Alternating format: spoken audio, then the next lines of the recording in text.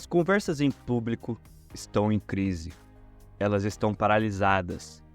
São pessoas completamente convencidas de suas opiniões, gritando umas com as outras. Uma das razões pelas quais achamos tão difícil é porque as habilidades de uma boa argumentação têm se enfraquecido há algum tempo. Não vemos mais a argumentação como algo a ser trabalhado, mas sim como algo em que pulamos por instinto ou defensividade. Os argumentos ruins resultantes diminuem nossa confiança no que as discordâncias podem fazer por nós. Então, a qualidade da conversa degrada ainda mais. Acredito que precisamos restaurar a confiança e a fé no que as discordâncias podem ser e destacar seu potencial como fonte de bem, assim como fonte de mal. Se a inteligência é a capacidade de responder a qualquer argumento, a sabedoria está em saber a quais argumentos responder e a quais partes de um argumento responder. Os argumentos são fáceis de começar e difíceis de encerrar. E a menos que você seja cuidadoso para dizer "estamos tendo esse desentendimento nesse momento" e não todas as outras discordâncias que poderíamos estar tendo, todas as diferenças entre duas pessoas podem começar a inundar e o argumento se torna essa massa indisciplinada, onde qualquer uma das potenciais fontes de conflito pode vir à tona, e você não está progredindo em nenhuma delas. Uma das estratégias existentes desenvolvida por Bossel para escolher melhor suas batalhas é chamado de Framework RISA. Antes de entrar em uma discordância ou desafiar uma afirmação, pergunte-se 4 coisas. Primeiro, se a discordância é, de fato, real em oposição a um mal-entendido. Segundo, pergunte-se se é importante o suficiente para você justificar a discordância. O terceiro é perguntar se o tema da discordância é específico o suficiente para que você possa progredir. E o quarto é perguntar se você e a outra pessoa envolvida na discordância estão alinhados em seus objetivos ao participar dessa conversa. Ao verificar esses 4 itens, você não pode garantir que a conversa correrá bem, mas talvez possa lhe dar a melhor chance possível de fazê-lo. Uma das limitações do Framework RISA, com a qual é preocupante, é que está cada vez mais difícil encontrar o tipo certo de alinhamento nos interesses das pessoas para querer se envolver em uma discordância. Portanto, se você tiver 2 lados que simplesmente querem magoar os sentimentos um do outro, isso é algum tipo de alinhamento, mas não o tipo certo que leva às conversas produtivas. Um lugar onde você pode aplicar o framework é ao se reunir com a família, em alguma data festiva, como um churrasco ou um ano novo, e saber que algumas discordâncias pessoais ou políticas vão surgir à tona. O framework fornece 2 fontes de ajuda nessa situação. A primeira é que toda discordância deve começar com um pouco de concordância. E isso muitas vezes significa nomear exatamente sobre o que você discorda, para que não se espalhe por todas as áreas em que vocês não concordam. O primeiro passo é nomear a discordância à sua frente. A segunda coisa é verificar por que você quer se envolver nessa discordância. E podemos chegar a um acordo sobre o que esperamos obter com essa conversa. Portanto, obrigar o membro da família, um pouco briguento, que só quer ser um contraditor, ou causar problemas a dizer "você realmente está nisso esperando me persuadir a mudar de ideia?" Essa negociação sobre por que estamos na conversa em primeiro lugar, muitas vezes permite que nossas conversas sejam melhores do que se apenas pulássemos nas discordâncias sem muita reflexão. Isso nos permite quase fazer um contrato com o outro lado. Isso é sobre o que estamos discordando. E essas são as razões por que estamos envolvidos nessa disputa.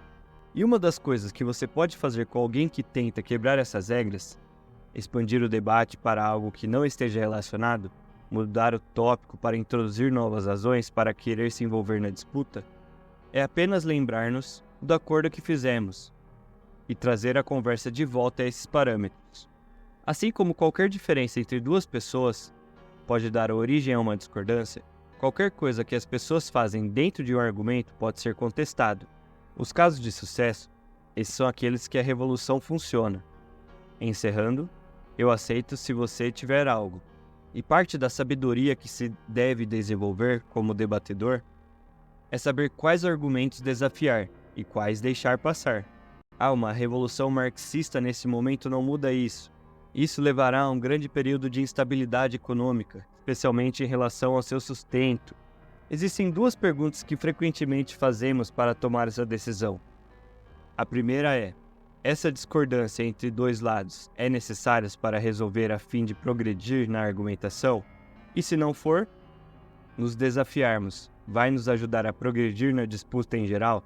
Independentemente de quão ofensivo ou errado possa parecer, ao perguntar se é primeiro necessário desafiar ou mesmo se desafiar, isso nos ajudaria a progredir na argumentação.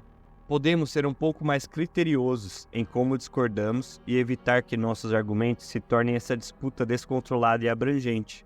Uma das grandes lições do debate é que, para ser ouvido, primeiro você precisa ouvir. Estamos acostumados a pensar em ouvir como um ato essencialmente passivo.